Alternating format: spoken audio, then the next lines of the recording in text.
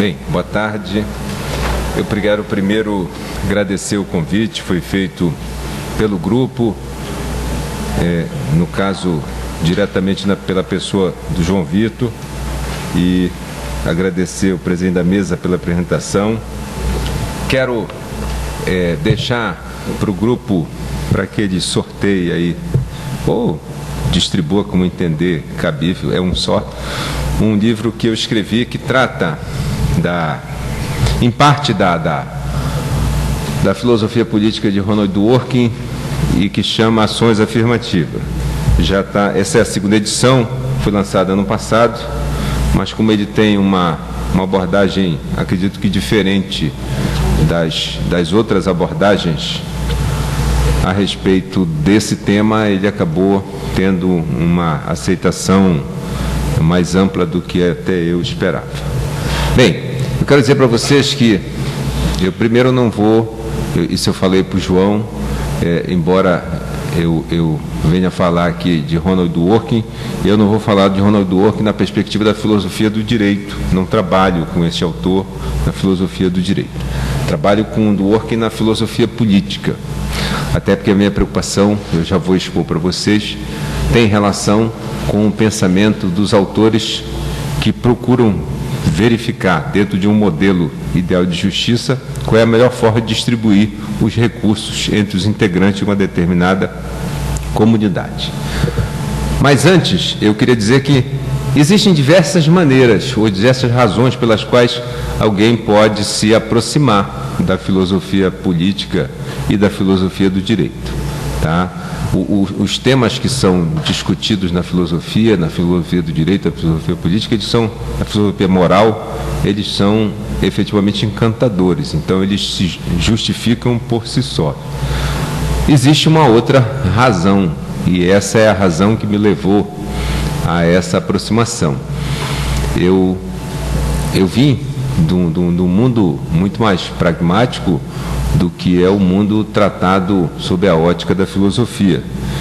E eu utilizo a filosofia como uma forma de encontrar uma sustentação para as ideias e pela maneira como eu quero ver o mundo, pela maneira como eu quero que caminhe o mundo.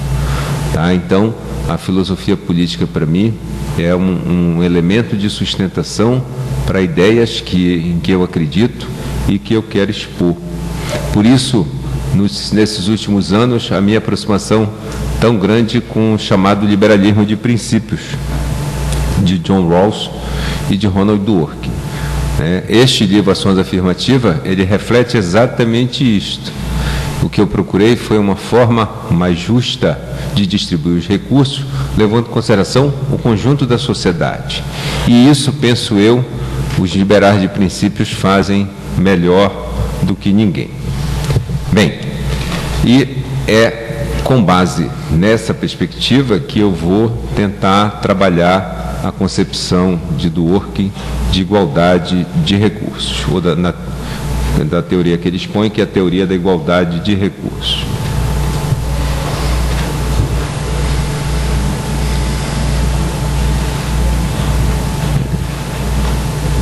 Se apertar na seta, anda. Ah, sim. Vejam que eu sou um especialista na informática. Bem, o objetivo aí da exposição, então, é discutir a teoria da igualdade de recursos do Dworkin, pensada pelo autor com uma teoria atraente para uma justa distribuição dos recursos em dada ou em determinada comunidade. O próximo, por favor.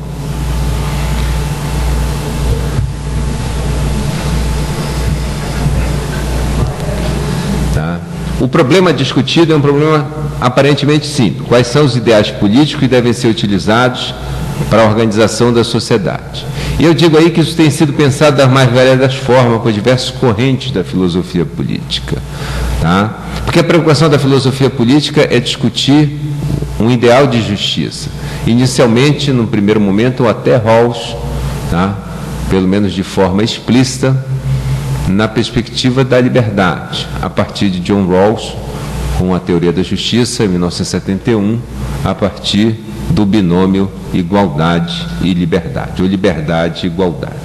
Tá? E eu apresento aí algumas correntes da filosofia política rapidamente para vocês entenderem qual é a lógica de cada uma dessas correntes. E eu digo, por exemplo, nós temos de um lado os libertários, tá? Os adeptos chamado libertarismo, que são defensores do Estado mínimo, que deve somente reprimir os ilícitos e cuidar para que os contratos sejam respeitados. Essa é a visão do libertarismo. Então, o Estado tem como um duplo objetivo: prevenir os ilícitos ou reprimir os ilícitos e fazer com que os contratos sejam respeitados. Para um libertário, tá? Para um libertário, o Estado não tem obrigações ou não tem a obrigação de proporcionar bem-estar material a qualquer um dos indivíduos. Essa é uma tarefa deles, livres que são para poder desempenhar as ações necessárias para cumprir o seu plano de vida. Tá? Então, para esses libertários, a liberdade junto com a propriedade privada é o valor que deve ser considerado. O maior expoente do libertarismo na atualidade, embora já esteja morto desde 2002, é Robert Nozick, que escreveu um livro chamado Anarquia, Estado, Utopia. Este livro, a propósito, ele é escrito 3 anos depois de uma teoria da justiça, exclusivamente para se contrapor ao pensamento de Rawls. Nozick era colega de departamento de Rawls, não comungava de suas ideias, não escrevia sobre filosofia política e escreveu este livro exclusivamente para se contrapor a um pensamento que havia sido exposto 3 anos antes. É um livro mundialmente conhecido e a referência primeira quando se fala hoje em dia de libertarismo. Tá? Do outro lado, do lado oposto ao libertarismo, naqueles que ainda acreditam nesse binômio ou nesse antagonismo liberdade, igualdade, direita e esquerda, como dizia Bobbio, tá? Do outro lado nós temos adeptos que eu chamo de teorias utópicas, tá? Até porque elas vêm a partir da concepção desenvolvida por Thomas More em Utopia. Tá? Como o marxismo. O marxismo é uma teoria utópica. E por que o marxismo é uma teoria utópica?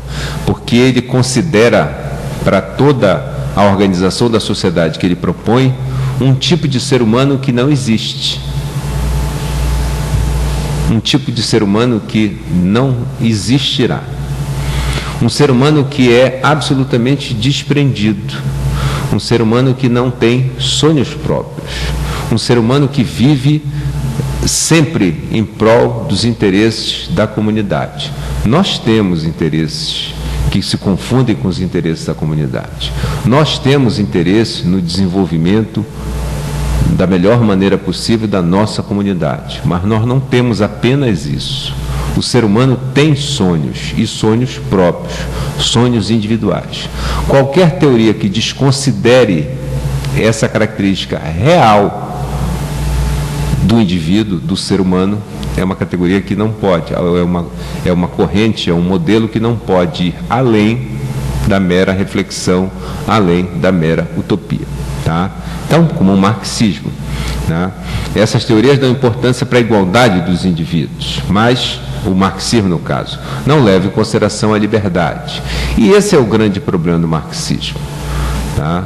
Esse é o grande problema do marxismo. Não é só, aliás, esse é o segundo grande problema. O primeiro é levar em consideração um ser humano que não é capaz de ser encontrado, pelo menos como maioria.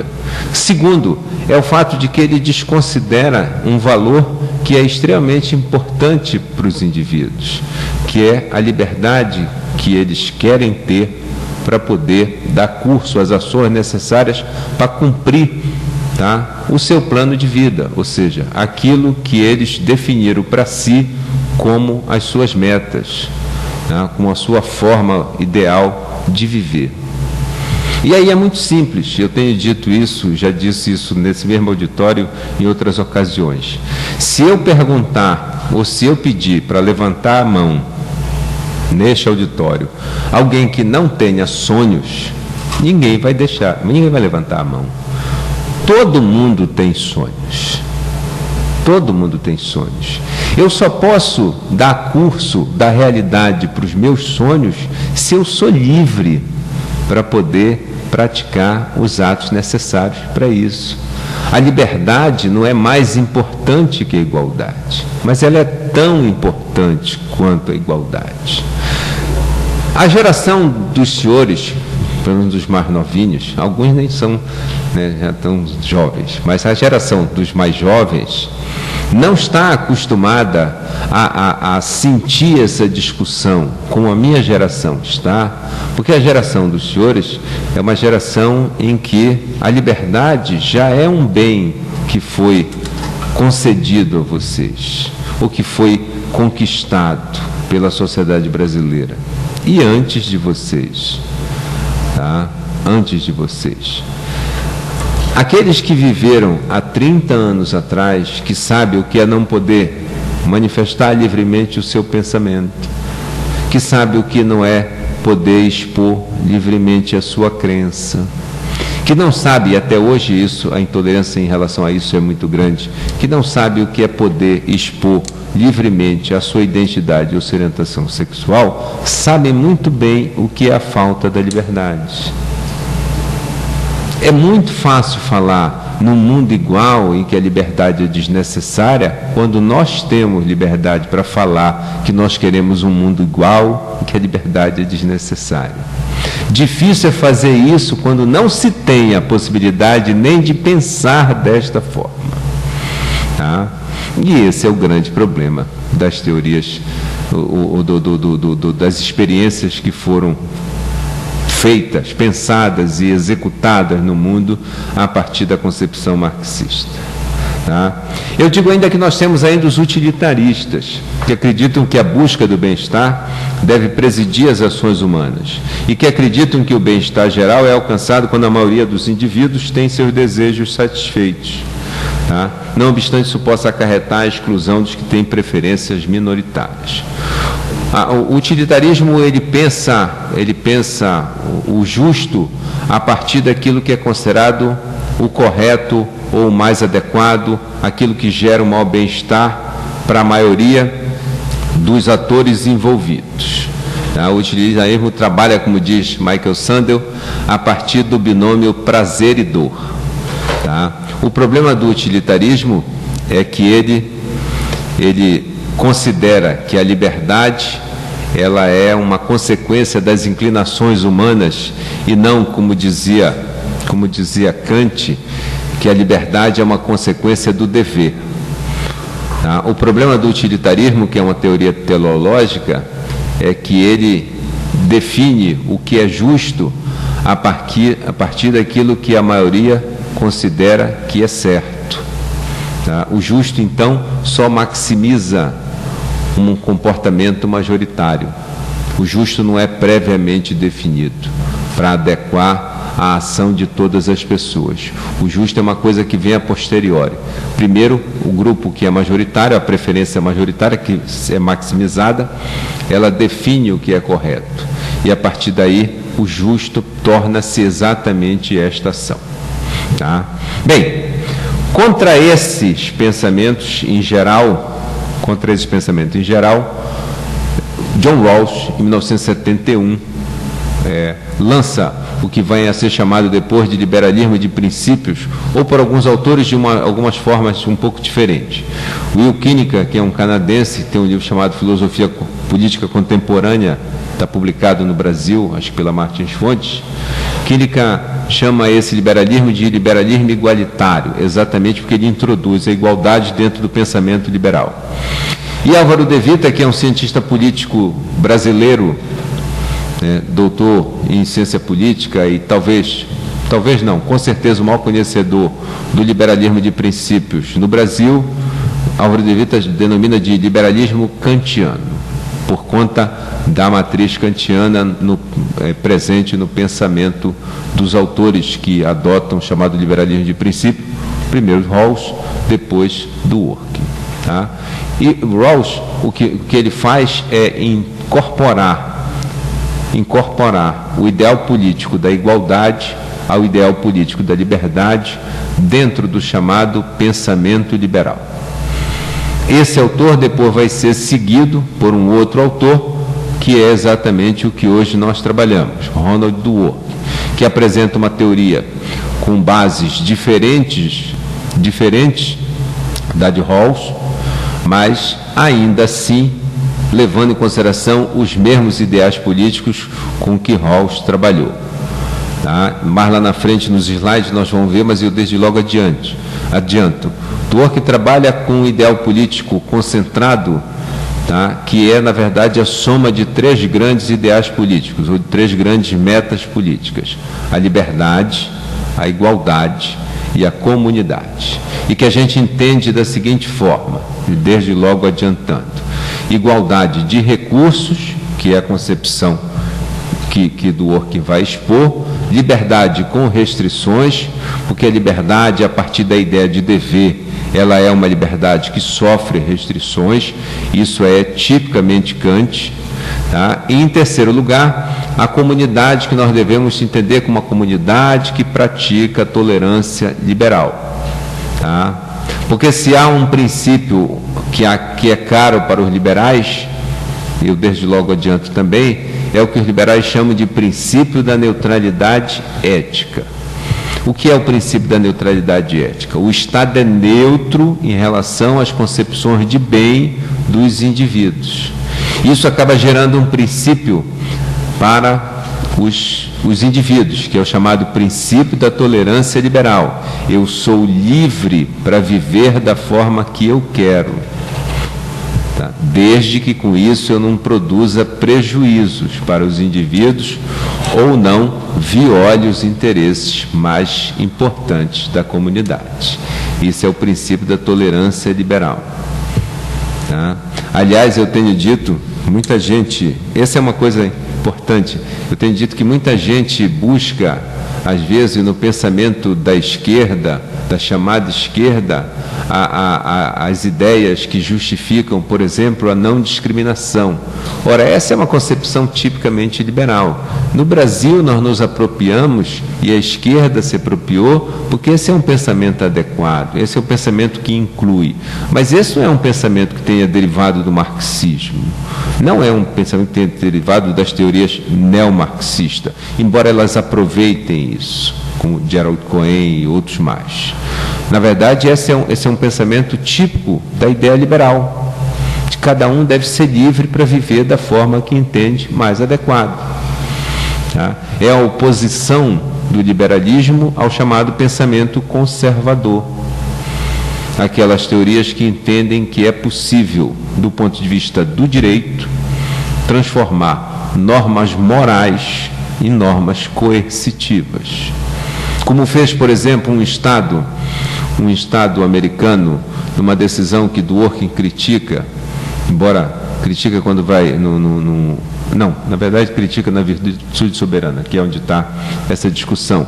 E Dworkin diz o seguinte, que uma lei de um Estado norte-americano, não me lembro qual, que proíbe o ato sexual de sodomia. Ora, ele não está proibindo uma prática sexual específica. O objetivo é um pouco mais amplo. O objetivo é proibir qualquer relacionamento de natureza sexual entre homossexuais masculinos. Isso por quê? Porque a comunidade, na sua maioria, julgou que esse era o comportamento correto. Ora, no que este ato produz malefício para o resto dos membros da comunidade? Em nada. Tá? Mas apenas era contrário a um padrão ético daquela determinada comunidade. E ela tenta, então, transformar este, que é um padrão ético, em um padrão jurídico, tornando aquela proibição ou aquela a demonstração que até então se fazia do ponto de vista moral, numa repressão do ponto de vista criminal, tá? Do ponto de vista penal. Isso é contra isso que os liberais se batem no princípio da tolerância liberal, tá? Que deriva do princípio da neutralidade ética, de que o Estado não pode ficar julgando a maneira como as pessoas vivem. Bem, mas voltando agora para Dworkin. Dworkin, eu digo aí, é classificado como um liberal de princípio, com forte influência do pensamento kantiano, tá? De Immanuel Kant. E eu digo, por esse motivo, para compreender o pensamento de Dworkin, tá? É preciso, primeiro, entender que para os liberais de princípios a liberdade continua sendo um ideal político muito importante, mas agora acompanhado de outro. John Rawls ainda fez distinção entre a liberdade e a igualdade. Não na chegada, ou seja, no momento em que os princípios de justiça pensados por Rawls já tinham sido implantados, mas sim na construção de uma sociedade a partir de princípio da justiça. Naquela construção, Rawls entende que primeiro nós solidificamos o princípio da liberdade, depois nós solidificamos o princípio da igualdade. Dworkin não faz isso. Dworkin coloca igualdade e liberdade como partes da mesma meta política, do mesmo ideal político. É como se fosse um princípio só para Dworkin. Embora ele explique de forma diferente, e ele sabe que são compreendidos de forma diversa, o que o Dworkin quer dizer, quando ele diz que é um ideal político só, ele quer dizer que eles estão intimamente ligados. Dworkin chega a dizer que a liberdade, se houvesse um confronto, ou se houver um confronto entre liberdade e igualdade, a liberdade deve perder, ou seja, deve prevalecer a igualdade. Na verdade, no pensamento de Dworkin, na teoria da igualdade de recursos, a liberdade ela é antecedente à igualdade de recursos, porque na verdade, como nós podemos perceber pela teoria dele, já dizer como nós vamos ver na próxima aula, porque meus alunos estão aí, e a Amanda que vai expor veio para cá, né? E se usar minhas palavras eu vou tirar ponto, eu só quero dizer isso, entendeu? Eu quero dizer rigorosamente isto, né? Ela já fez isso comigo na terça-feira e agora veio fazer na sexta, né? Na verdade eu vou expor para ela na terça-feira, então ela não vai nem falar, eu mesmo vou falar, né? Aliás, diga-se de passagem, não me desagrada nem um pouco falar, né? Me desagrada é parar de falar. Mas vamos lá. Então, no pensamento de Dworkin, a liberdade ela é pensada pela sociedade de uma forma antecedente à igualdade de recursos. Por quê? Porque ela é como se fosse uma ponte entre o princípio igualitário abstrato, que é um princípio importante para Dworkin, o princípio segundo o qual o Estado deve tratar com igual respeito e consideração todos os indivíduos, uma ponte entre este princípio e o princípio da igualdade de recursos, tá? Ou o ideal da igualdade de recursos. Então a liberdade, ela concretiza, ela serve para concretizar o princípio igualitário abstrato, que para Dworkin se concretiza com uma distribuição igualitária de recursos. Tá? Se nós formos pensar na perspectiva de Dworkin e de Rawls, então, o mesmo caminho que Rawls percorre, introduzindo primeiro a liberdade e depois a igualdade, Dworkin faz, apenas numa perspectiva completamente diferente. Tá? Bem, segundo, para Dworkin não há espaço para a ideia de que o justo é uma decorrência do bem. Pelo contrário, o autor, assim como o maior dos liberais de princípio, que é John Rawls, o justo precede o bem. Ele deve ser buscado a partir de normas previamente estabelecidas. Para a gente entender isso na perspectiva de um liberal de princípios, não é muito simples. A gente entende, aliás, não é muito difícil, a gente entende isso a partir de uma ideia que é Rawls que apresenta na teoria da justiça. E eu falo muito de Rawls porque Rawls hoje em dia é o contraponto para qualquer discussão de filosofia política. Tá? Lamento não ter havido uma palestra anterior de Rawls, mas ele é um contraponto, né? Como diz Nozick, que foi um dos seus maiores adversários, existem dois autores de quem não se pode deixar de falar: John Stuart Mill, né, que desnatura o utilitarismo a pretexto de concordar com Jeremy Bentham, e John Rawls. Ele é saudado por todos os autores de filosofia política depois dele como o autor a discutir, ou para negar ou para concordar. Tá? Mas Rawls explica isso, e Dworkin não discrepa desse entendimento, a partir da ideia da justiça procedimental pura. Tá? E resumindo ou traduzindo isso, né, para alguém que trabalha numa perspectiva deontológica, eu primeiro estabeleço as regras. Depois, a partir destas regras, eu defino as ações que eu vou empreender.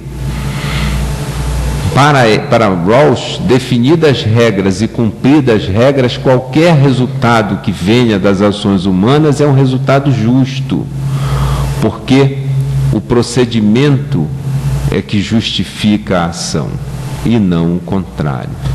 E seria exatamente o contrário numa perspectiva teleológica, é o resultado que determina o que é justo. Tá? Uma vez me perguntaram no Ministério Público, o que eu fiz quando era chefe no Ministério Público do Trabalho, algumas regras. E essas regras, num primeiro momento, me beneficiaram porque eu era o mais antigo, né? Alguns anos depois, logo que eu deixei a chefia, houve uma nova oportunidade de aplicar essas regras. E aí eu ia ser claramente prejudicado. E aí meus colegas disseram: Zé Cláudio, estás deixando a chefia, se tu quiseres a gente muda as regras. Eu disse: não, mantém, né? E aí, mantém por quê, se tu podes mudar? Eu preferi dar para eles a explicação mais simples de compreender e que se enquadraria dentro do que Kant denominaria de imperativo hipotético. Não tem problema para mim mudar as regras, porque na próxima vez que isso acontecer, eu vou ter a vantagem de novo. Tá? Na verdade, eu podia ter dito para ele: mantenha as regras porque isso é justo. Tá? Independentemente de, neste caso concreto, a utilização dessas regras me prejudicar. Dizer da minha satisfação de ver aí o professor André. Né? Tudo bem, irmão? Tá? Então, essa é a segunda ideia que a gente deve ter em mente para compreender o pensamento do Dworkin. A terceiro, o indivíduo é o centro das preocupações de Dworkin, embora isso não faça com que ele não reconheça como muito importante nossas obrigações para com a comunidade. Isso eu já falei para vocês. Tá? Uma característica dos liberais, e que não vai deixar de ser diferente dos liberais de princípio, é a sua preocupação com a individualidade. Tá? Embora se diga que Rawls trabalhou toda a teoria da justiça a partir de uma concepção de classe, tá? E que Dworkin tem preocupações também com a comunidade, porque é verdade, com grupos determinados, tá? A perspectiva que eles trabalham é uma perspectiva de todos os indivíduos. Isso parece, à primeira vista, uma ideia de conotação fortemente negativa, ou nós podemos ter uma visão muito negativa, né? Até porque nós somos ensinados de que é negativo não trabalhar sempre com o ideal da coletividade, né? No direito mesmo a gente aprende que o interesse público prepondera sobre o interesse individual, o interesse coletivo prepondera sobre o interesse individual. Na verdade, o que Dworkin e Rawls querem dizer com isso, principalmente, é mais ou menos o que querem dizer os fuzileiros navais americanos, os Marines, no lema que eles estabelecem quando eles estão em combate. Qual é o lema deles? Ninguém fica para trás. Ninguém fica para trás significa que todo indivíduo é importante. Não há justificativa moral suficiente para prejudicar um grupo, ainda que seja minoritário, ainda que seja também para beneficiar o grupo majoritário. Todos os indivíduos são sempre levados em consideração. O princípio igualitário abstrato deixa isso claro: o Estado é obrigado a ter igual respeito e consideração com todos os indivíduos, e não com a maior parte dos indivíduos, tá? Ou não com a grande parte dos indivíduos, e sim com todos os indivíduos. Essa preocupação é uma preocupação que está presente na filosofia política ou na concepção filosófica política de Dworkin. E quarto, é respeitar essas obrigações, voltando lá. Respeitar as obrigações do que foi definido como justo, o indivíduo é livre para traçar o seu próprio plano de vida. Quem tiver a oportunidade de ler o Ações Afirmativas, vai ver que quando eu construí o meu pensamento, a partir da concepção de Rawls, mas no final optei por Dworkin, por entender que a concepção dele era uma concepção mais adequada para justificar um programa de distribuição de recursos que levasse em consideração que as pessoas, por conta da diversidade, têm características diferentes, necessidades diferentes. Tá? Hoje em dia, em que eu ampliei o meu objeto de estudo, e hoje em dia eu trabalho com a distribuição dos recursos da sociedade, e a minha preocupação principal, hoje em dia, é me contrapor, por isso que eu disse para vocês, a filosofia para mim, ela serve como, eu manejo a filosofia como uma forma de sustentar ideais que eu quero ver refletidos num comportamento do dia a dia.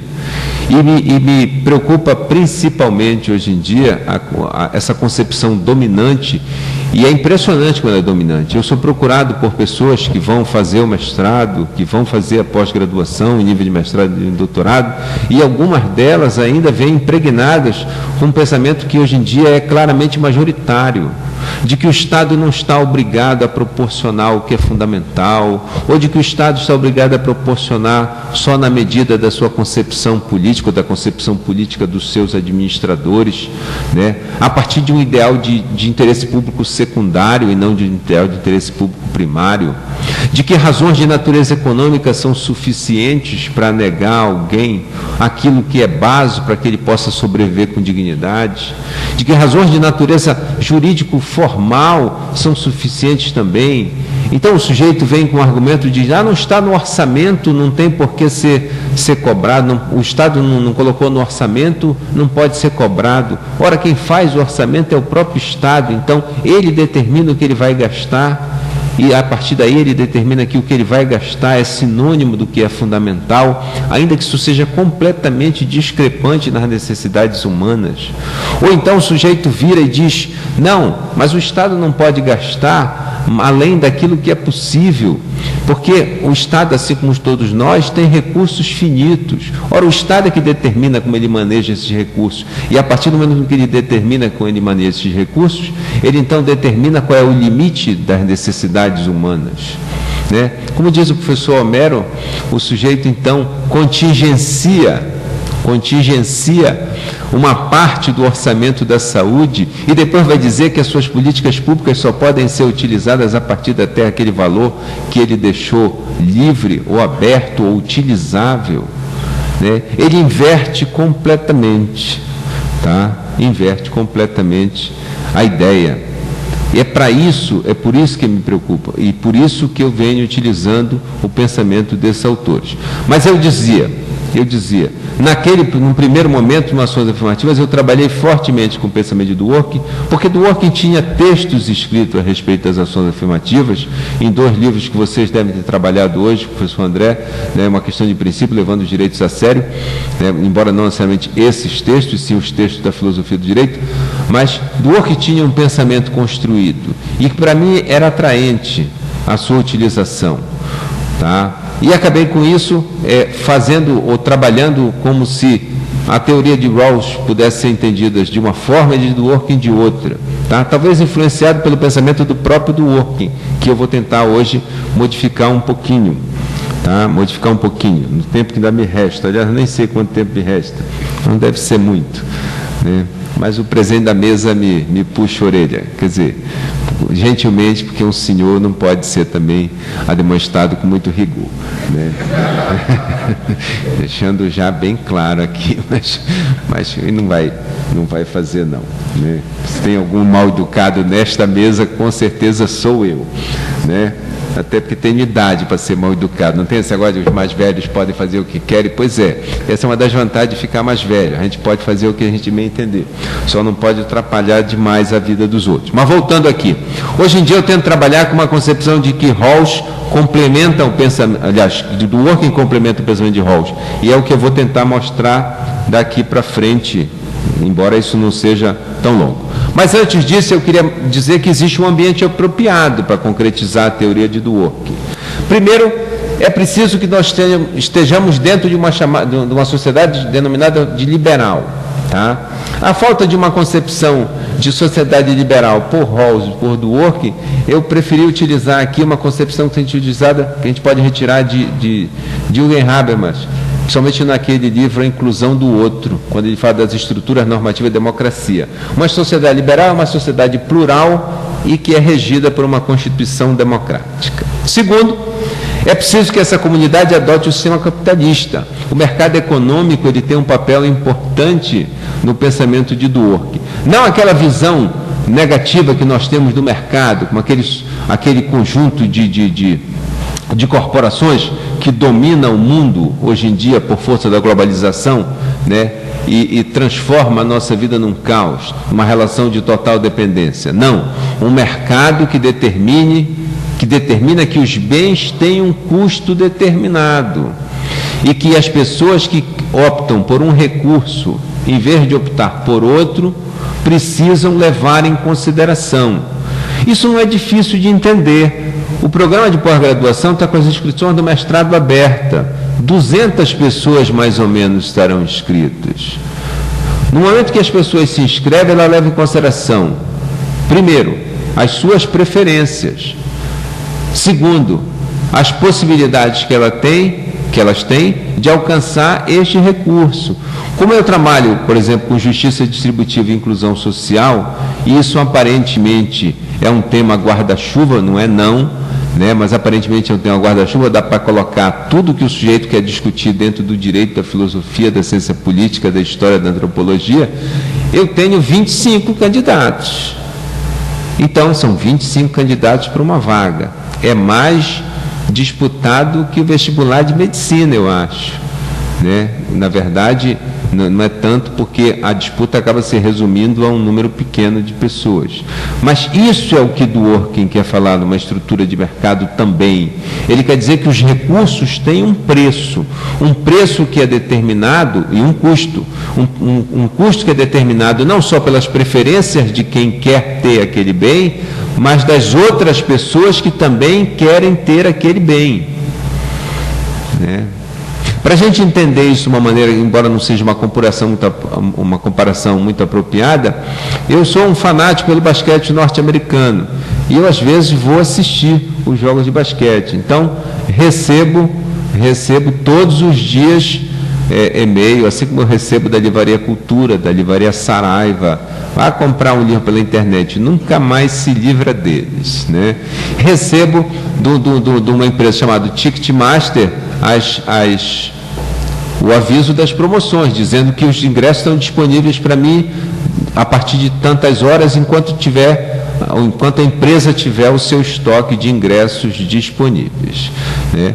Quando chegaram as finais do basquete norte-americano, ao contrário do primeiro momento em que os preços eram todos tabelados, né, o Ticketmaster já informa: os preços serão fixados no momento em que abrirem as vendas, de acordo com o valor de mercado daquele momento.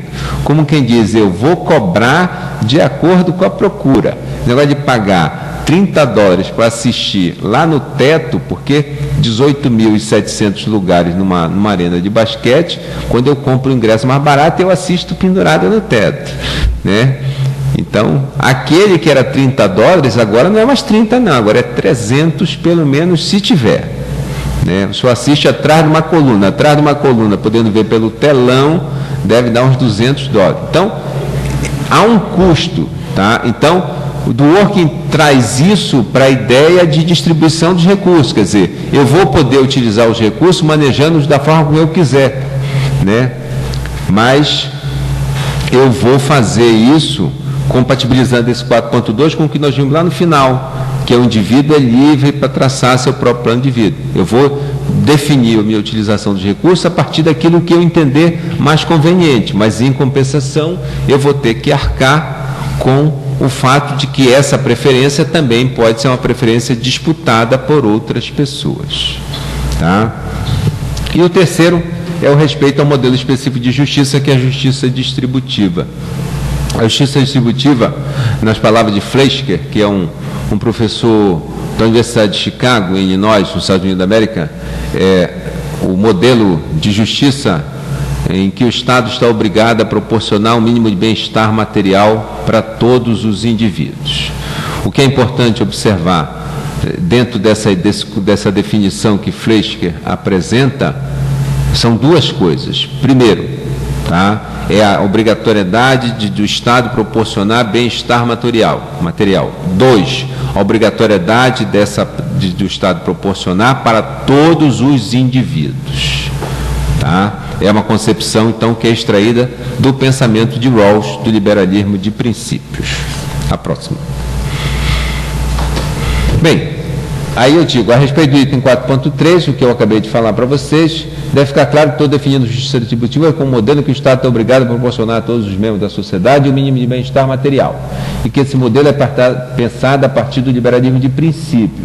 Deve ser tido como inaugurado pela teoria da justiça de Rawls, chamada de justiça como equidade, e penso aperfeiçoado pela teoria da igualdade de recursos de Ronald Dworkin, hoje em discussão. Próximo. E aí eu defino. O que é importante observar, e eu pensei que esse slide estava aqui, mas eu não coloquei, então se tem um erro é meu, né? O que é importante observar é que hoje em dia no Brasil nós trabalhamos, e eu já falei isso aqui também em outra palestra, com outras ideias de justiça distributiva, porque essa é uma concepção liberal de princípio de justiça distributiva. Se vocês forem ver, hoje em dia nós trabalhamos com uma concepção de justiça distributiva que é um misto de utilitarismo com o do antigo socialismo, que eu chamo dos ideais da velha esquerda, em que o sujeito propõe uma distribuição dos bens a todos os indivíduos até um valor determinado, ou levando em consideração um valor determinado, para aquele recurso, para aquele bem, para aquele direito, porque nós podemos precificar todos. Independentemente de isso estar compatível, com o plano de vida dos indivíduos, 2, compatível com as suas necessidades. Né? E aí eu vou usar o exemplo que eu sempre utilizo, porque sempre tem gente diferente aqui, os antigos já conhecem esse exemplo, só fixam mais. Um exemplo bem comum, né?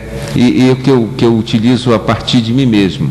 Em 2010, eu tive uma parada cardíaca, operei o coração, fui aposentado na universidade, fui aposentado no Ministério Público, continuo aqui, né, por insistência, mas o certo é que as minhas necessidades de saúde são completamente diferentes das necessidades de saúde de alguém que não tem ainda uma doença pré-existente, uma doença grave ou alguma restrição que lhe imponha limitações. Imaginem, por exemplo, o Estado então fixar que ele vai gastar R$1.000 com cada um dos indivíduos por ano a título de saúde. Para os senhores que não têm nenhuma necessidade, esses R$1.000 são absolutamente desnecessários. Portanto, é um gasto rigorosamente inútil, a não ser que a gente considere os custos da prevenção. R$1.000 para mim é uma coisa absolutamente inútil, porque isso não cobre nem em parte as necessidades que eu tenho para preservar a minha saúde.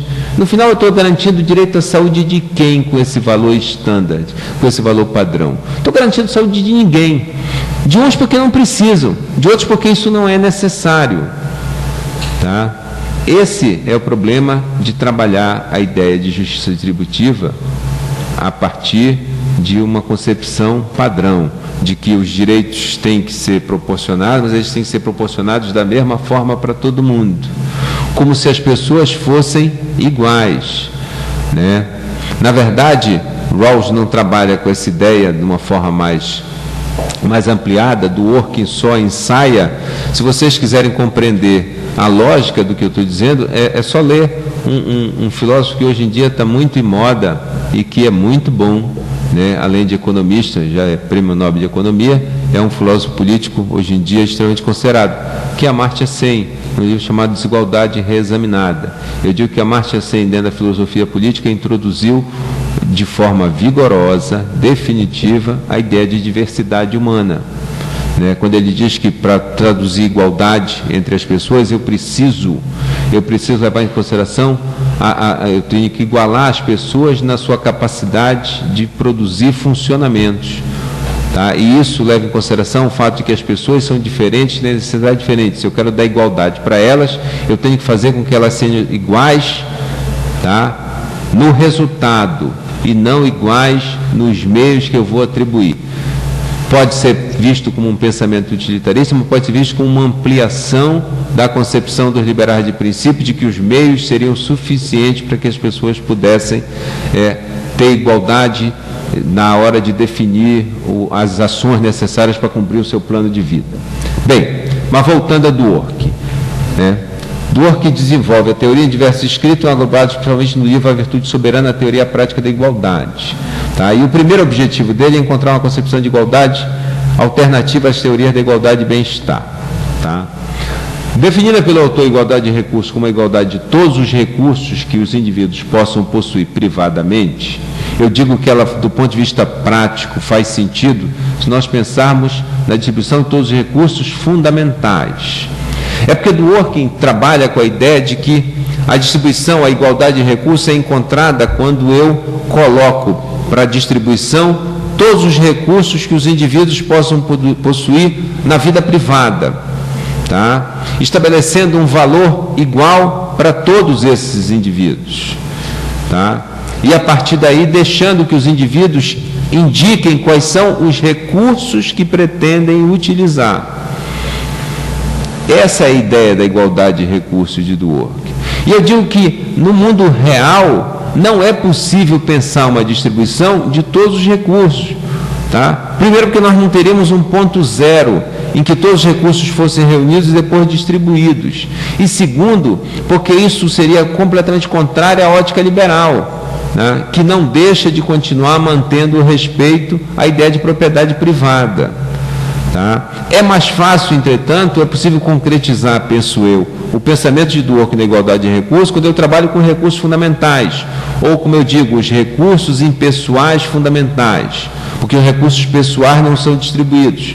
Cada um possui os seus recursos pessoais, os seus talentos, as suas aptidões, e pode utilizá-los como bem aprover, sem que isso seja objeto de distribuição. São os recursos impessoais.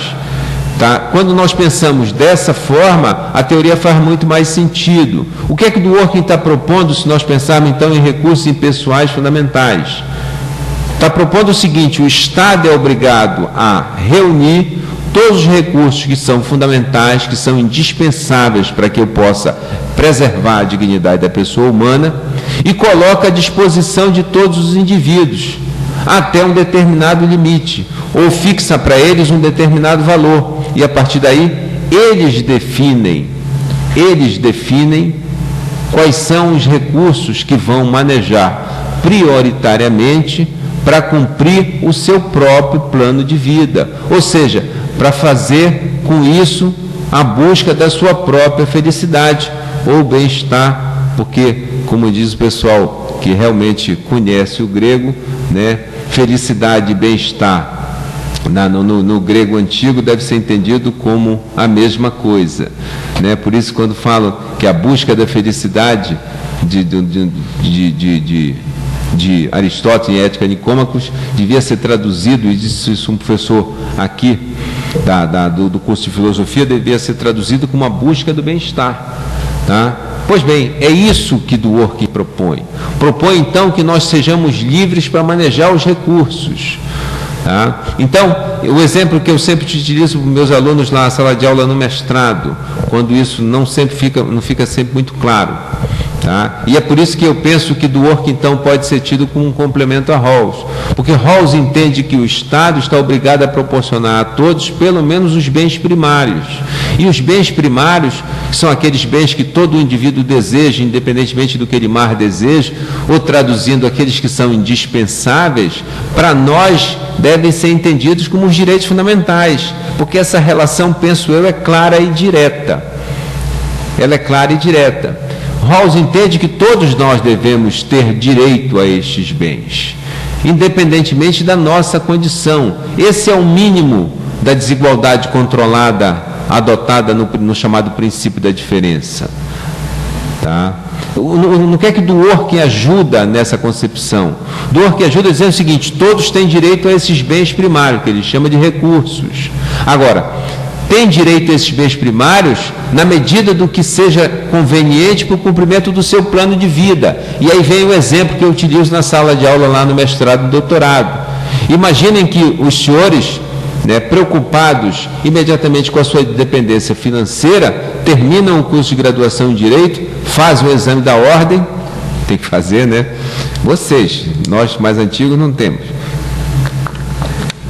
Eu, quando voltei para a advocacia, eu não advogo, eu sou inscrito na ordem, mas quando eu fui aposentado, que eu me inscrevi na ordem, vai fazer exame de ordem? Já fez? Não, antigo não faz exame de nada, muito menos de ordem, né? Felizmente, R$200 a menos que eu tenho que gastar. Eu acredito que é mais ou menos isso. Mas, de qualquer forma, o sujeito resolve que ele vai se formar, vai fazer o exame de ordem e vai advogar. Por quê? Porque ele quer independência financeira. Ele utiliza, então, o bem-trabalho de uma forma mais intensa, imediatamente após o término do curso de graduação, porque ele entende que isso é mais conveniente para cumprir o seu plano de vida, né? Ele já namora há muitos anos, está sendo pressionado pela família, né? Pela família para casar, então casa logo, desgraçado, some daqui. Então, o único jeito de fazer isso é arranjando emprego, já que ele se formou em Direito, vai advogar, né? Bem, mas existem outros que não, acham que isso é postergável. O sujeito acha, então, que é possível, ou que é conveniente investir um pouco mais na educação em si mesmo, para poder, lá na frente, colher os frutos, talvez de uma independência financeira melhor, mais sólida. E ele, então, em vez de fazer o exame de ordem e advogar, ele vem e faz a seleção para o programa de pós-graduação em Direito da Federal do Pará. Vai cursar o mestrado, vai cursar o doutorado.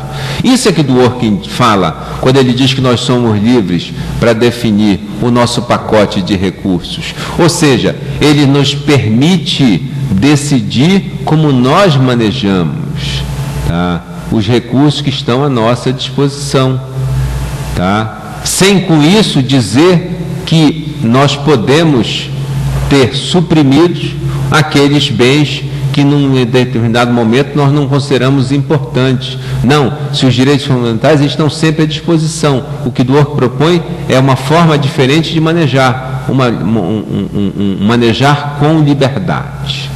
Tá? E aí eu digo que nesse sentido ela tem, a teoria do Dworkin tem maior possibilidade de ser aplicada a partir do modelo definido, que é a justiça distributiva, de que o Estado é obrigado a proporcionar bem-estar material, e dentro do sistema que é adotado preferencialmente no mundo, que é o capitalista, preservando ainda o que é caro aos liberais, que eu falei para vocês anteriormente, que é a liberdade de fazer escolhas. Tá? Bem, eu digo que a teoria do Dworkin é constituída a partir da ideia de um leilão hipotético que pressupõe que no momento da distribuição dos recursos, a escolha das pessoas é feita com base em todas as informações disponíveis. Nesse sentido, há consenso e as escolhas são racionais. Tá? Digo também, isso aí é mais um contraponto a John Rawls. Ela, embora parta de uma posição inicial, não é simplesmente uma teoria do ponto de partida, pois pressupõe ajustes que são feitos depois da distribuição dos recursos, durante e por causa da utilização destes. Tá? E aí, vou terminar de ler o slide e aí depois tento explicar para vocês. A teoria, para fixar essa ideia, ela admite desigualdades, tá? A partir da utilização dos recursos iniciais distribuídos, em razão das escolhas dos talentos dos indivíduos, mas prevê a possibilidade da diferença da sorte bruta ou por opção. Tá? Sorte bruta é aquela para a qual eu não concorro. Sorte por opção é aquela que decorre das minhas ações.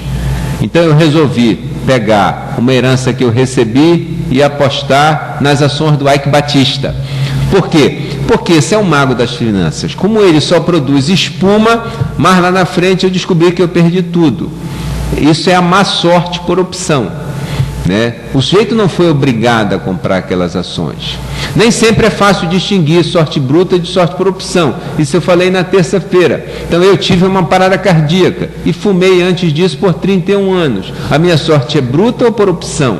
Bruta porque eu tive um evento de saúde que impossibilitou, em princípio, a continuidade da minha atividade laborativa, ou uma sorte por opção, porque eu, ao fumar 31 anos, acabei buscando aquele entupimento das artérias e uma parada cardíaca que eu, no final, tive. Tá? Mas o que importa é que Dworkin não é que ele não diferencie, mas ele abre a possibilidade na teoria dele de compensar e ajustar essas diferenças a partir de mecanismos como seguro e tributação. O que Dworkin está dizendo é o seguinte: existe um momento determinado em que todos são iguais. Qual é o momento determinado em que todos são iguais? O momento em que o Estado proporciona a todos os indivíduos, respeitando as suas escolhas, os direitos básicos para que eles possam viver com dignidade, os direitos fundamentais ou os recursos, tá? Na interpretação que eu faço. A partir deste momento, as pessoas não são mais iguais. Por quê? Porque a utilização dos recursos por essas pessoas é que vai determinar, tá, quanto de recursos elas vão amealhar ou quanto de recursos elas vão perder. Tá? Um momento de uma igualdade absoluta não existe quando eu sou livre para definir o que fazer com os recursos que estão à minha disposição na busca do cumprimento do meu plano de vida. Imaginem, no caso da herança, e não é bem o caso no caso da herança, que eu e meu irmão recebemos o mesmo valor, R$500 mil, e eu digo: meu irmão, já trabalhei demais, eu vou gastar, né? Vou ficar assistindo todos os jogos lá do basquete do Miami Heat, mas morando em Belém. Então eu vou toda semana para assistir os jogos. 2 anos depois não tem mais nada. E ele não aplica, trabalha, continua desenvolvendo. 2 anos depois, ele tem 3 vezes o que ele recebeu. Tá? As nossas opções de vida, os nossos planos de vida determinam a imediata desigualdade entre os indivíduos. Tá? E isso é natural porque é uma consequência das escolhas que nós fazemos para cumprir o plano de vida que nós mesmos escolhemos. Temos liberdade para isso. O que Dworkin admite é que, por uma possibilidade como o seguro facultativo e compulsório e por meio da tributação, a redistribuição continue sendo feita. Então é mais ou menos como a segunda parte da explicação da desigualdade controlada de Rawls. Eu digo o seguinte: a desigualdade de Rawls é controlada porque para baixo ninguém pode ter menos que o mínimo e para cima ninguém pode ter tudo. Eu vou ter tudo que eu amealhei, menos o que eu sou obrigado a redistribuir para a sociedade por meio da tributação. Né? A tributação, então, ela mantém a redistribuição. E o mecanismo de seguro nos protege contra o quê? Contra as dificuldades surgidas em razão da má sorte bruta e da má sorte por opção. Nós temos exemplo no Brasil de seguro de seguro compulsório. Qual é o exemplo? O regime de previdência social, que todos estamos sujeitos, seja um regime geral, seja um regime próprio, todos aqueles que exercem atividade laborativa. Nós temos um exemplo típico e que é comum na sociedade brasileira, hoje em dia cada vez mais comum, de seguro facultativo, é o seguro de saúde. Né? Todo mundo hoje, se puder, tem um seguro facultativo de saúde, para compensar o fato de que o Sistema Único de Saúde não nos oferece condições dignas de manutenção deste bem. Tá? E a teoria da igualdade de recursos do Dworkin trabalha com essa ideia, tá? Ampliando, penso eu, a concepção de Rawls. Tá? Digo aí que a teoria de Dworkin não inclui a distribuição de valores como a liberdade, porque eles já teriam sido ajustados previamente no lema hipotético, que aumenta a distribuição de recursos. Isso eu já expliquei. A liberdade faz a ponte para concretizar o princípio igualitário abstrato. Então, ela faz a ponte entre o princípio igualitário abstrato e o princípio concreto da igualdade de recursos. E eu digo aí que o grande mérito de Dworkin, tá, acredito, é pensar uma distribuição inicial com ajustes dos recursos mais igualitária que a de Rawls. Por exemplo, buscando uma sociedade menos desigual. Isso, repito, a partir da concepção de recursos como recursos fundamentais. Mas essa é uma possibilidade de pensar. Existe outra. Tá? Mas ainda na primeira, ela resolve, embora não na totalidade, os problemas que podem ser apontados na teoria que serve de base para o liberalismo de princípio, que é de Rawls. Eleva o patamar da igualdade, isso é verdade. Para Rawls, a liberdade é prioritária em relação à igualdade, para Dworkin não. Elas compõem o mesmo ideal político. 2, pensa a distribuição dos bens de forma mais igualitária.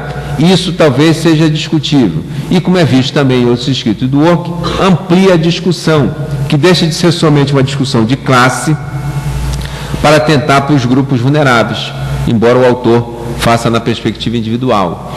Isso rigorosamente é verdade no confronto entre as duas teorias.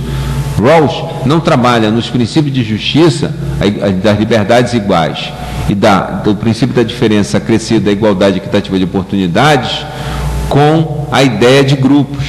Para Rawls, isso seria impossível manter a base de sustentação da sua teoria, a sua concepção teórica, se ele trabalhasse com grupos, com problemas de gênero, com problemas de raça, com problemas de, por exemplo, de pessoas com deficiência e outros grupos que podem ter, por determinadas circunstâncias, uma relação de desequilíbrio com o restante da sociedade.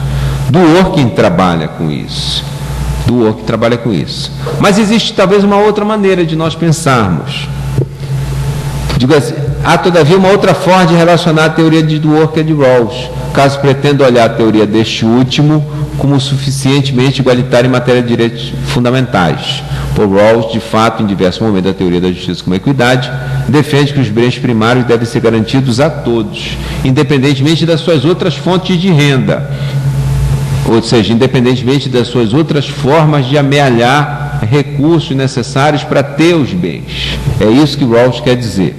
Nesse caso, eu digo, em boa medida, a teoria do Dworkin pode ser considerada complementar de Rawls, a partir da flexibilidade que ela garante na escolha e utilização dos recursos. Rawls não cria dificuldades para a utilização, mas para a escolha ele não abre essa possibilidade, ele não discute essa questão, bem como em razão dos ajustes que ela prevê. Tá? Dos ajustes que ela prevê.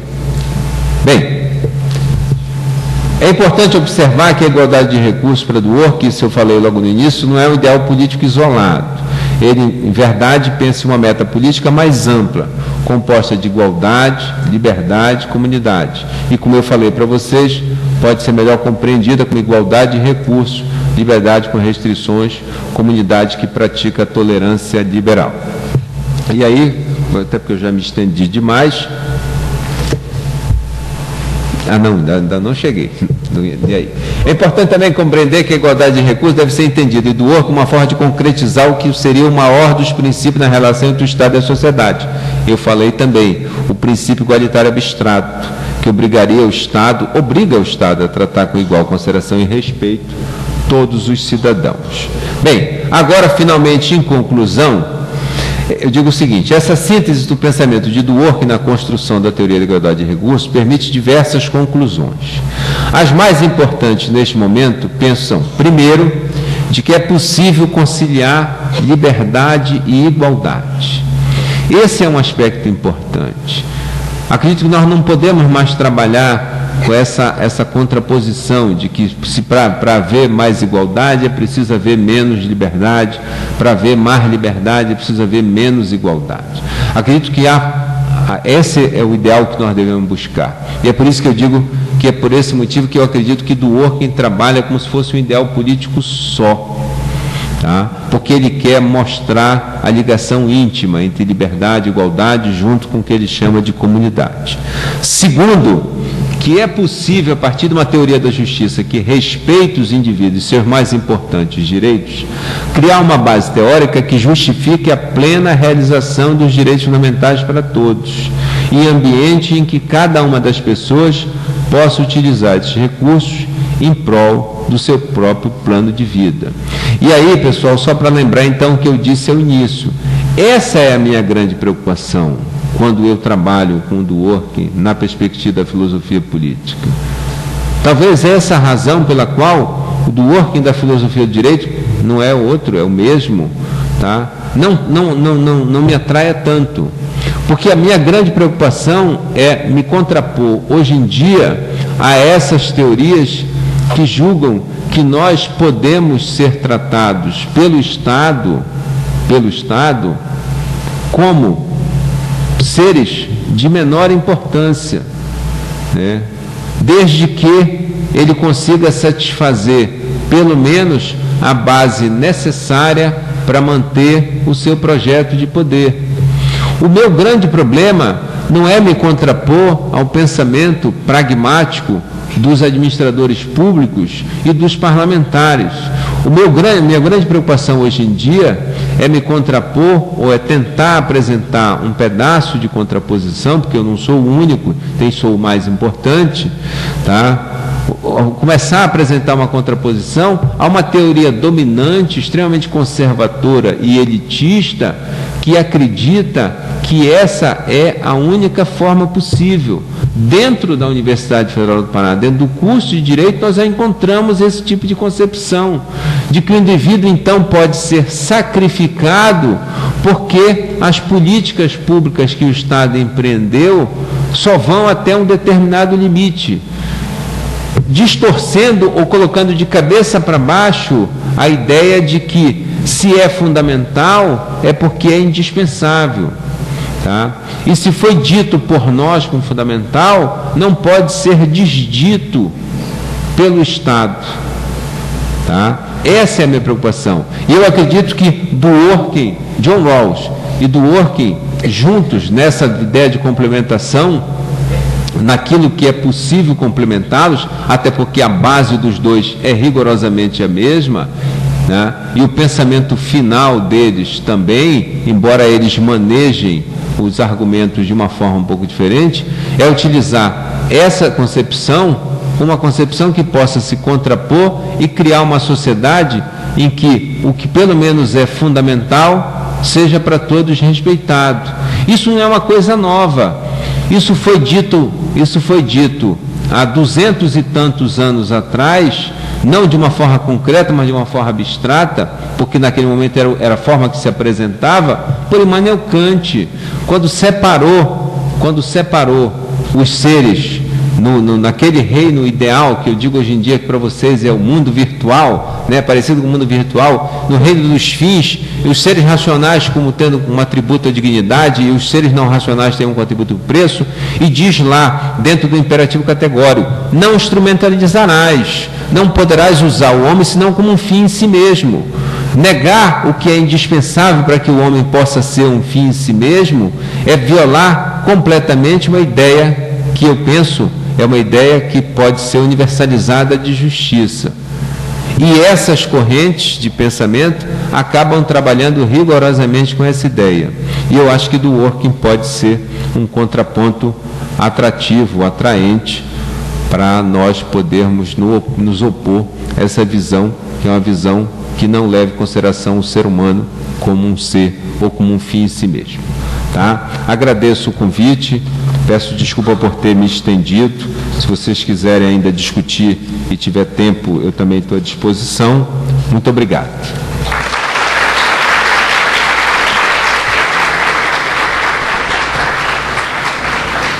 Bom, agora estaremos abrindo espaço para as perguntas. Aqueles que quiserem fazer as suas perguntas. Perguntas fáceis, perguntas fáceis.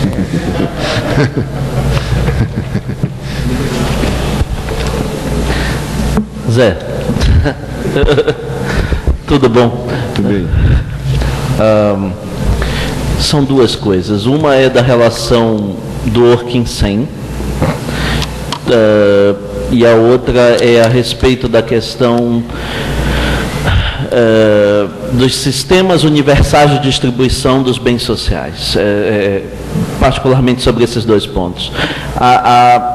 Com relação à primeira coisa, o Sen, quando ele usa o argumento das capacidades, ele alega que isso prejudicaria todas as concepções de justiça que se baseiam predominantemente ou em bens ou em recursos. E ele explicitamente diz que isso se atingiria a teoria do Dworkin.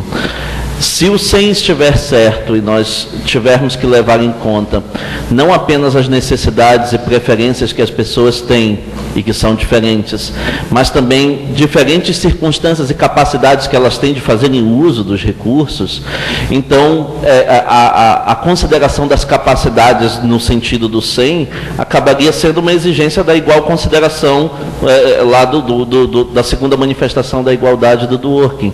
Então, quando tu colocaste na tua exposição que existe um ajuste constante da distribuição em função dos seus resultados, isso talvez desse uma possibilidade de diálogo com essa questão das capacidades, mas em princípio o SEM não vê essa capacidade de diálogo. Ele acha que, uma vez introduzido o elemento das capacidades, necessariamente eu não posso partir de um esquema de recursos. Então eu queria te ouvir sobre isso.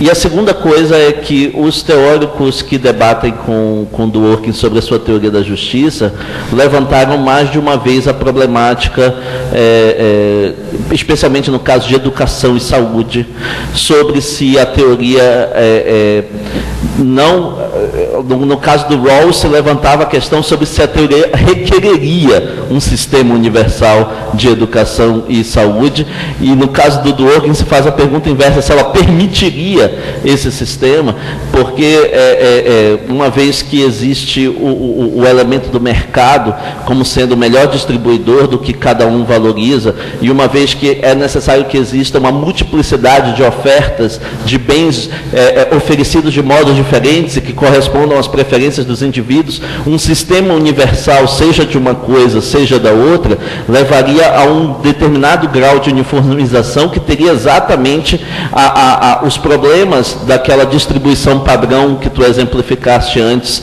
com relação ao próprio exemplo da saúde. E o Dworkin é sempre vacilante com relação às respostas que ele dá. Ele nunca mostrou como é que um sistema universal poderia ser fundamentado, embora ele não tenha também excluído essa possibilidade. Como é que tu vês essa possibilidade dentro da teoria do Dworkin? É a segunda coisa. Espero mais ou respondo logo? Mais alguma pergunta?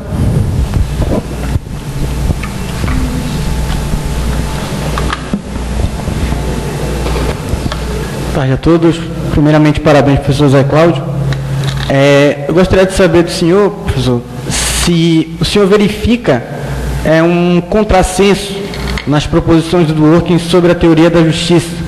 É um contrassenso que eu verifico, ou não, talvez o senhor interprete isso como um equívoco na interpretação, que especificamente quando ele defende as ações afirmativas para negros, levando os direitos a sério, ele utiliza uma proposição aparentemente utilitarista ou comunitarista, de que as ações afirmativas se justificam por ter a capacidade de tornar a sociedade mais igual no todo.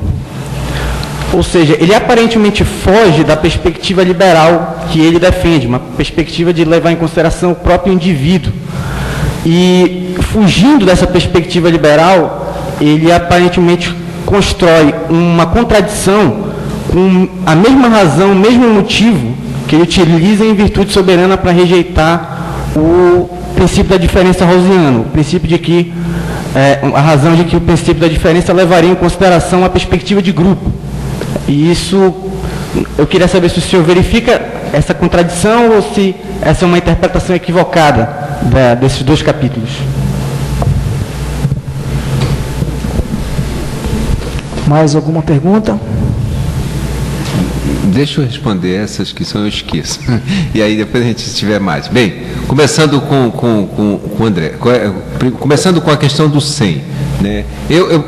O Dworkin já ofereceu uma resposta para aparentemente essa aparente contradição, ou aparente não, essa real contradição de pensamentos entre ele e Amartya Sen. Né?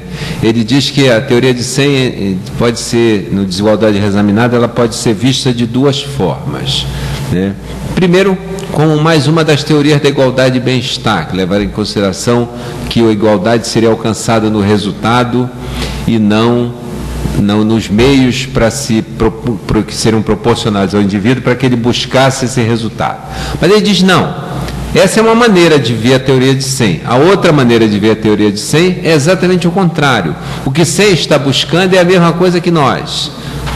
Ele quer que as pessoas tenham os recursos necessários para cumprir o seu plano de vida, ou seja, para que as pessoas possam ter capacidade. Apenas ele entende que os recursos são um instrumento, né, e que não são o elemento principal da teoria. E diz, nesse caso a teoria de Sen é mais uma forma de expor a teoria que eu acabei de expor, que é a igualdade de recursos. Mas essa é a visão do Dworkin, né? Eu não creio que seja. Eu acho que Sen propõe um passo a mais, sim, né? Ele propõe levar em consideração o indivíduo não só a partir dos recursos que ele dispõe, mas e sim igualar os indivíduos a partir daquilo que eles, da liberdade que eles têm para realizar. E isso seria os funcionamentos que no final criaria aquilo que Sen chama de, acho que, de conjunto capacitório. Eu acho a teoria de Sen mais atrativa do que a de Dworkin. Mas aí, por que eu tenho utilizado a concepção seniana de Amartya Sen mais como uma forma de dar um pouco mais de humanidade para a concepção dos liberais de princípio, e não com uma teoria autônoma e que talvez pudesse ser vista como superando as teorias de recursos ou de bens primários, porque o Sen faz a crítica principalmente a Rawls, mas já inclui Dworkin e coloca os dois lá na mesma discussão. Porque aí eu concordo com Gargarella, com Roberto Gargarella. Talvez esse seja o meu viés pragmático, que eu acho que também que é o que sustenta o pensamento de Roberto Gargarella, quando ele fala que o problema da teoria de Amartya Sen é que ela não é uma teoria que esteja completa, no sentido de que ele não apresenta como esta teoria seria materializada do ponto de vista prático, porque ela é seguramente mais atrativa do que as outras, isso eu concordo. Quando ela pensa o ser humano em toda a sua diversidade, né, e aí pensa o ser humano enquanto indivíduo, enquanto coletividade, enquanto grupo, também ao mesmo tempo, com toda a diversidade que o ser humano tem, eu penso que ela é uma teoria muito mais atrativa no sentido de efetivamente proporcionar a cada um aqueles ideais políticos. Eu só acho, como Gargarella, que ela não é capaz de se materializar. Então, os filósofos ou os professores que eu tenho visto de lá para cá, e eu concordo com eles, eles não enxergaram como isso se materializaria em termos de políticas públicas, porque é possível pensar, mesmo que em alguns casos a grosso modo, como a concepção de Rawls seria traduzida em termos mais concretos. Como é que a concepção de Dworkin seria traduzida em termos mais concretos. Mas eu não consigo ver como é que a concepção de Sen seria traduzida em termos mais concretos. E aí, no meu caso, isso acaba sendo um óbice intransponível, porque o que eu quero é o que eu quero é mostrar que há uma concepção que pode justificar o que para mim é uma distribuição mais justa dos recursos entre todos os integrantes da sociedade. Acredito que Amartya Sen ainda caminhará muito, embora ele não seja mais nenhum jovem. Talvez seja mais velho que Dworkin, né? Na fotografia, eu não me lembro exatamente a idade dele, mas na fotografia ele parecia. Dworkin parecia um velhinho de bem com a vida, né? Gostava de velejar e coisa desse tipo. Morreu aos 81 anos.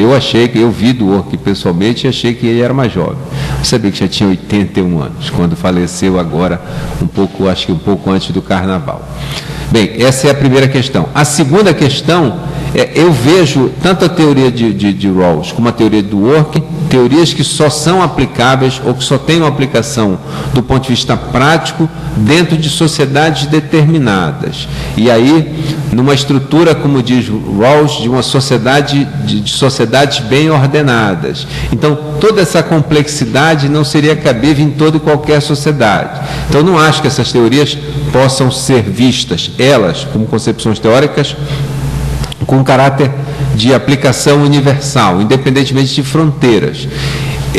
Na verdade, eu sou um defensor, para quem já me viu falando de direitos humanos, eu sou um defensor de que os direitos humanos eles são concretizados enquanto nós tivermos as realidades nacionais dentro das realidades nacionais, o que não me transforma num comunitarista, por exemplo, ou num relativista cultural. Eu mantenho a minha concepção de universalidade, mas a universalidade é para a concepção. Eu acho que a materialização ela é feita dentro de cada realidade.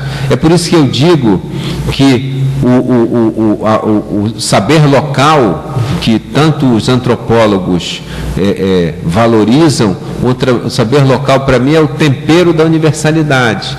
Eu acho que ele serve para que nós possamos adaptar uma concepção que tem, aí, não mais do que uma pretensão de universalidade, que é uma concepção que tem universalidade para mim, a uma realidade possível dentro de determinada comunidade. Tá? Eu penso que nós somos capazes de ter, e nesse caso, eu penso que essas concepções de preservação, de respeito à fundamentalidade de direitos que são básicos, que estão além dos direitos de liberdade, agora falando uma ideia de direitos humanos, se eu bem entendi, né, os direitos sociais, direito à educação e à saúde, eles poderiam ser, esse respeito à plenitude das necessidades dos indivíduos, ou ao fato de que os indivíduos têm necessidades diferentes, poderia ser levado a todos os cantos da terra. Agora, sempre implementado por estados determinados.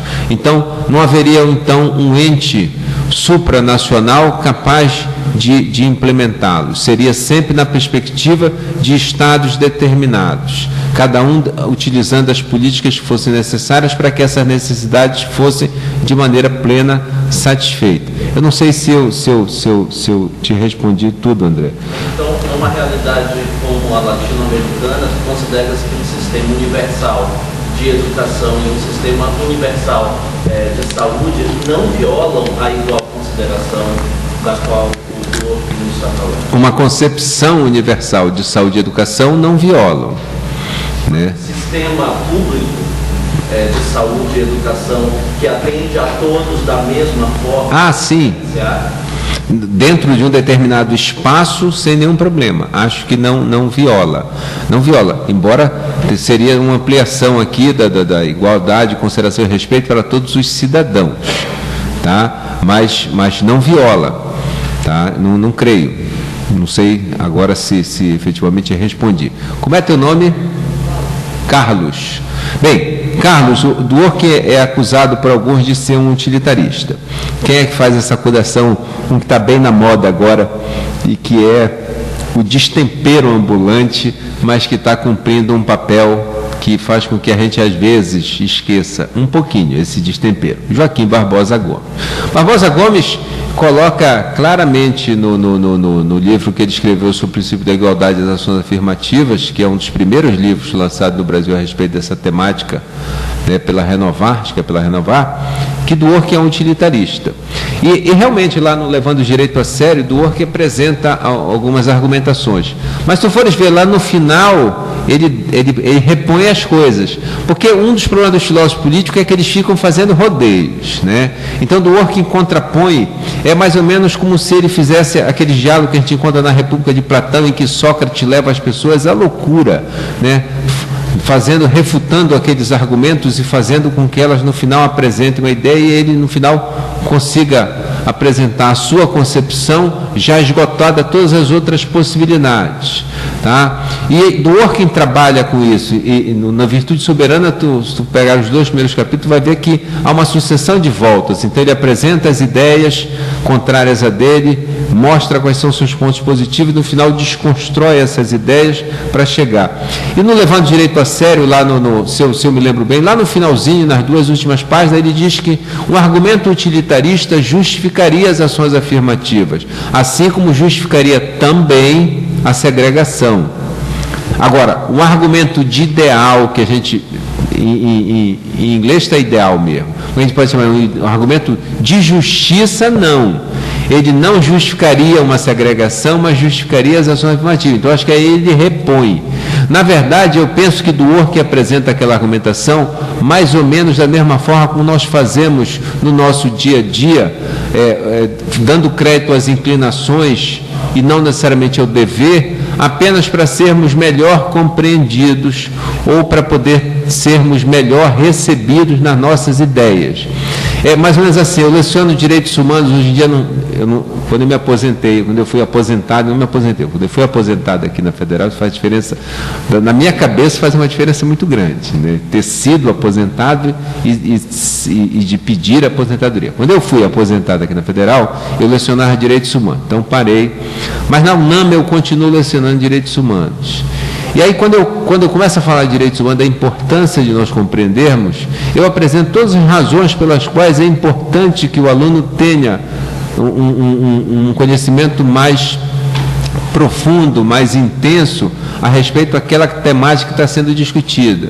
Mas, no final, eu mato essa discussão com um argumento que é baseado na mais pura inclinação.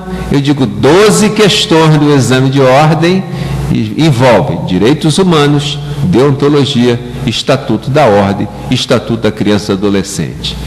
Pode ser que dessas 12 questões, 12 sejam de direitos humanos. E aí vocês já vão perder 20% do exame de ordem, né? Então, talvez o argumento, talvez seja mais ou menos essa lógica que ele faz. Eu não acho que é uma contradição, não. Ele quer mostrar que num sistema que privilegiasse o prazer e a dor, ainda as ações afirmativas seriam bem recebidas, né? Assim como outra medida que fosse totalmente oposta. Mas num sistema, a partir de uma ideia de justiça, não. A partir de uma ideia de justiça, somente aquelas ações que configuram efetivamente o justo, sobrepujando a concepção de bem, é que poderiam ser admitidas. Eu acho que é mais ou menos por essa lógica que tu deves ler aquele texto da discriminação compensatória, acho que chama assim, né, no Levando os Direitos a Sério. Bom, sem mais, gostaríamos de encerrar a mesa.